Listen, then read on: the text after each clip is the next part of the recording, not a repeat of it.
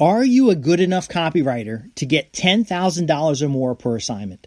Hi, I'm Justin Hitt with Ad Briefing's Copywriting Tips, and I'm bringing this question to you because many subscribers ask, how can I earn more from my copywriting assignments and work? And many of you are very good copywriters. You write clean and readable copy that converts. The challenge is not how much are you charging for the work or whether you're worthy of charging that. It is, are you in a marketplace that can pay $10,000 or more for a writing assignment? So there's two factors here. One is the assignment itself. Many sales letters, press releases, and other components of copywriting are commoditized right now. You can get a $99 press release. You can get a $10 press release. So if there's no differentiating factor with who you are, then someone is not going to pay $10,000 for a writing piece.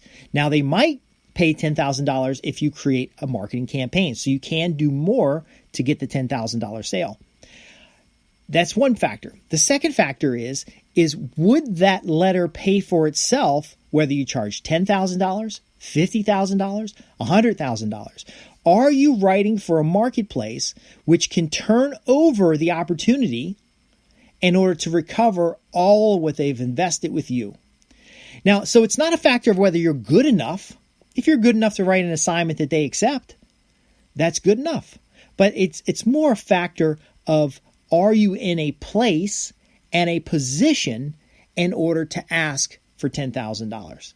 Now, I've done assignments that were $1,200 for a brochure. This is when I was first getting started. It's $1,200 for a trifold brochure, and it had just benefit points about the headline benefits and then a call to action about the particular program that I was writing for.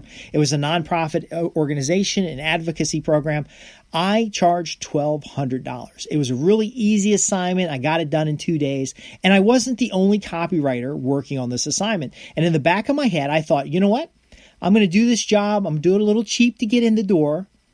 I'm going to show them what a great job I do. And then they're going to turn around and hire me for additional assignments. So I did the job. I turned it in. They loved it. They printed up like 5,000 copies. They distributed them. Great. I didn't hear from them for a little while.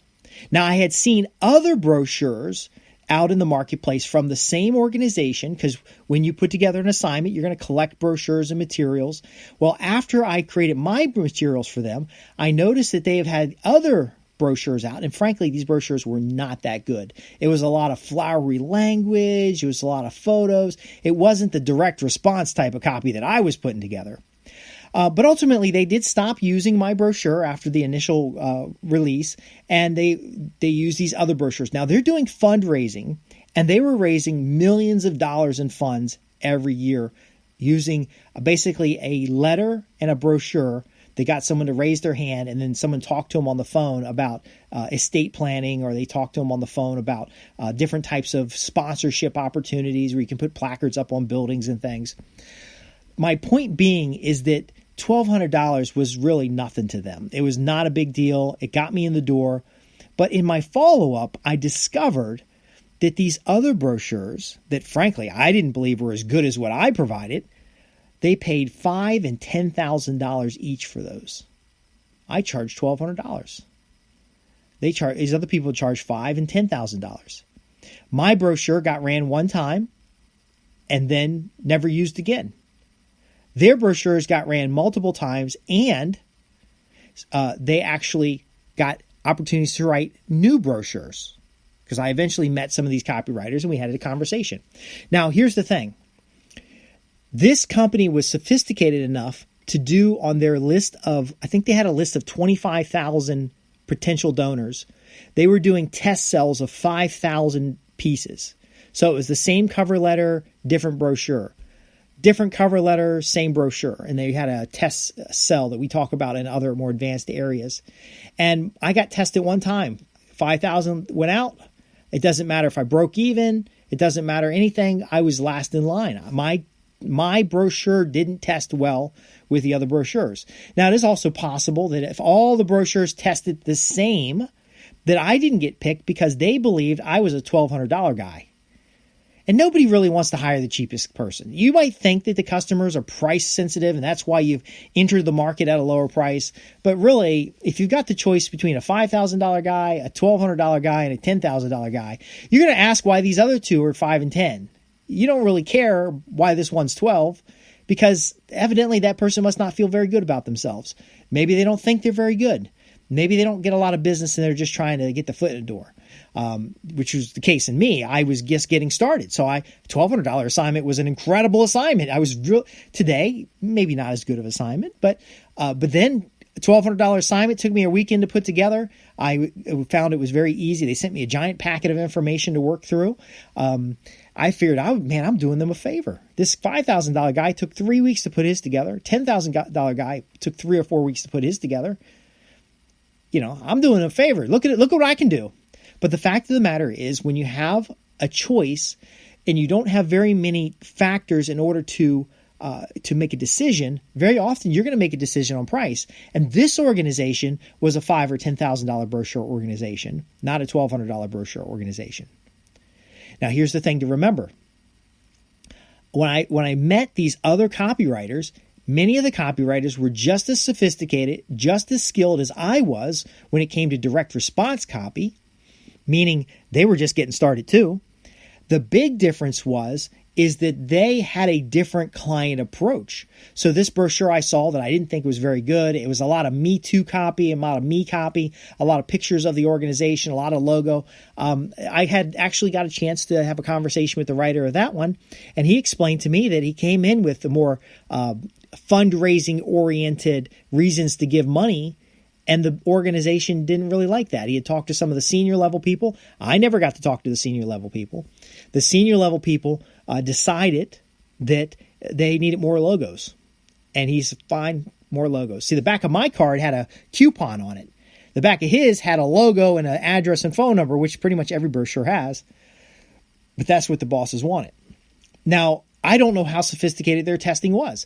Maybe mine tested better, but still there's an ultimate decision maker. And when you have a $5,000, $10,000, $20,000, even a $50,000 copywriting assignment, very often the frontline people can't make a decision about it. So they bring in the leadership. That's where this other copywriter had the opportunity to go pitch the leadership and position himself as the go-to authority. Hey, you can go off and try these other people, and you got to wonder why they're so cheap. But ultimately, here's what I'm going to do for you.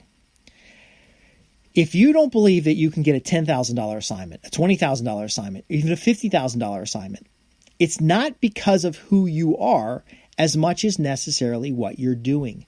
Are you positioned in a marketplace to be the go-to person, the expert, the one person that you've got to contact if you've got certain types of challenges or problems? Are you in a price point where you demonstrate that you're a professional? Hey, we're not the cheapest in the marketplace, and here's why. We go through a 3-layer review to make sure your copy is clean the first time. We go and do this type of research that most copywriters skip. We go look at your 5 closest competitors, no matter where they're located in the world. We go get that information for you so we can make sure we get you the right setup. And by the way, all this means that we can do repeat assignments for a better, more cost-effective or better, more effective way and better outcomes. We teach you how to test. So one of the copywriters actually, I don't know if it was the $10,000 or $5,000 one. I only talked to the $5,000 one, and it was only briefly. But ultimately, one of the other copywriters did help with the test cells, and they made suggestions to write multiple tests. So I wrote one brochure. That's it. They suggested write different cover letters, write different brochures. Here's a set. Oh, by the way, here we did the brochure that you asked about. Here's the cover letter you ought to test that pairs with this brochure. Ultimately, they were more involved in the activity. So that's their how, where I was more passive. Now, did I enjoy getting the $1,200? Yes and no, because it took a little while to get the money. Ultimately, I didn't get any money up front. The $10,000 guy got $5,000 up front. The $5,000 guy got $5,000 immediately on delivery. I got a letter saying the check's in the mail. Now, I eventually did get my check. Don't get me wrong. I got my check. But after waiting for the money, after chasing the money a little bit, after being the last guy on the totem pole, ultimately, I wasn't in a position to be a $10,000 guy. Now, when I do assignments today, we don't just talk about a brochure. And it might still cost $1,200 to do a brochure. But I'm not going to do just a brochure. I'm going to move forward into what these other folks were talking about and being a strategic consultant, being a partner in the marketing campaign, being somebody who sets up the customer for success, somebody who positions the customer's outcomes rather than just delivering a brochure. I'm going to do a little bit. You would never just write one brochure. You always want to write things in pairs so they have something to test. And then you're going to ultimately ratchet that assignment up to where it's worth spending 100% of your time focused, dedicated, drilling down into the best value for your customer. So if you don't think you're a $10,000 person, well, then you're not a $10,000 person. But if you're willing to take a chance on adjusting how you do the work, how you position the work, and what you do with the customer once you've got them, or once you've got the interaction, then you can definitely do $10,000, $20,000, $30,000 assignments. That is what's necessary to be $1 million plus producer. I see so many subscribers eking a living out as a copywriter, marketing advisor, or consultant in business development, just eking away, hoping one day they're going to hit it big. Don't make the same mistake that I did. Make it big up front by explaining your value, demonstrating your value, producing work. And if you're concerned you're not going to get in the door, well, then look at customers where $10,000 is not a big deal, where they can spend $10,000 without a secondary approval to get the materials that they're looking to buy in place.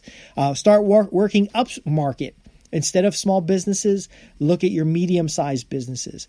If you're just writing brochures and basic promotions and space advertisements, look at writing position papers. Look at writing white papers. Look at writing technical documents. I've actually shifted over the years to write more technical documents, more position papers, to do more research and produce reports of finding or assessments and different types of reports associated with my other skill areas, which is risk management.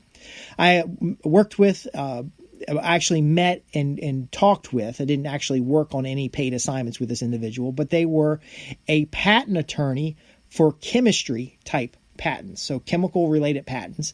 And they would actually write out, and I was talking with him about doing the technical writing on a promotion. So that basically when they, right as they secure the patent, as soon as they have that patent, they want to be marketing that. So I was helping with the development of a list and then a development of the marketing materials that as soon as the patent got approved, they were going to start direct marketing to 5 or 10 different companies who could license that patent. And I basically did a couple pro bono assignments on that that just only took like an hour or so to set up. Long story short, you can still do cheap assignments. You can still do pro bono. You can still do one-off reviews and things like that. But your core of your customer base must be customers who can pay big dollars, who are asking for work that's worth big dollars, and ultimately you just get in there and get it done for them. You get in there in position. Never discount what you do. When you discount what you do, you discount who you are. If you've invested in words that sell, if you've produced work that created customers. And by the way, your first customer should be you. Your first client is you, promoting yourself. If you do want to do an assignment that's lower dollar amount because you believe a lower dollar amount is what gets the customer in the door, then you do workshops, seminars, events. Okay, so if you need a $1,200 ticket to get somebody in the door, you hold a workshop they send their employees to. And that's how you get your $1,200 ticket. And then through that, the what's next is you doing the work. I'm Justin Hitt with Ad Briefing's Copywriting Tips, helping copywriters, marketers, and business development professionals earn more and produce more with words that sell. Visit us at www.co.uk for more information. Thanks for listening.